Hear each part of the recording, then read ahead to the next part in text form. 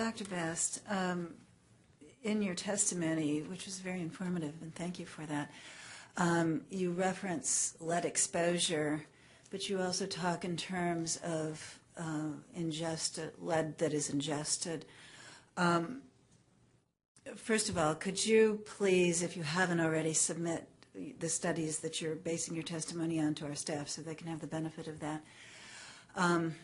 Since we get one question, I have a multi-part question.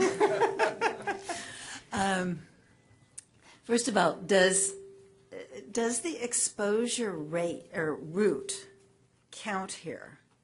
Ingestion versus handling, for example. And with respect to ingestion, do all materials act the same way when they're ingested? Let's start with that. Okay. Part A of my question. So with children, just handling stuff is not the issue. It's that they handle it and then it goes in their mouth. So it's mouthing. Yeah. So and I assume that some small quantity of lead dust is inhaled, so that would be another route. No, I don't know of any studies that have actually looked at that as a route. Primarily, we're concerned about the mouthing behaviors. So it's the ingestion, taking it into the mouth and swallowing it. Right. Okay, so there are a broad range of children's products out there, a less broad range of products that could be ingested. And does this... You mean the product itself? Yeah. Right.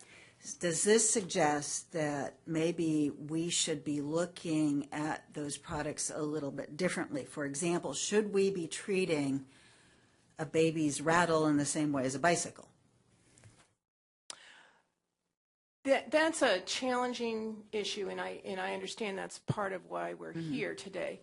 The mouthing behaviors of children are not limited to swallowing things. I mean, if toddlers put their mouths on everything. I understand.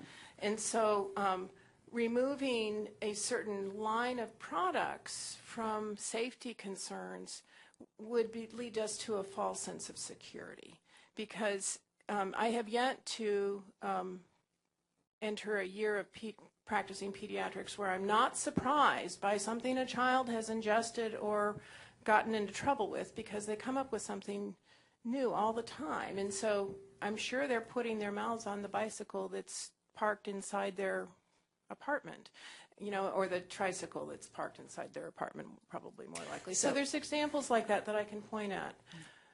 So there's a bumper sticker out there that says, please, I promise I won't eat my dirt bike. And this is from a bumper sticker from a group that wants to change the law.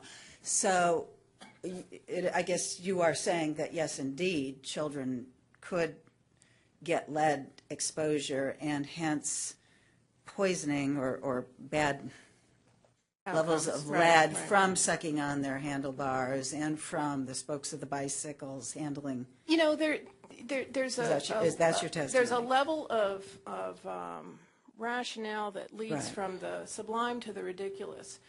One of the opportunities that the CPSC has is through the CPSIA is to determine where the bright line ends and where it begins. That's not why we're here. That's not why I'm here today, is to tell you what exceptions should be made. There is a route through the CPSIA to make those exceptions.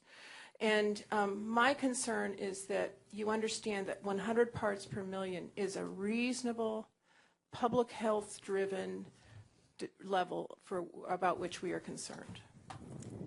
And then finally, in your testimony, you suggest that we use creative and flexible options to deal with problems that industry may have.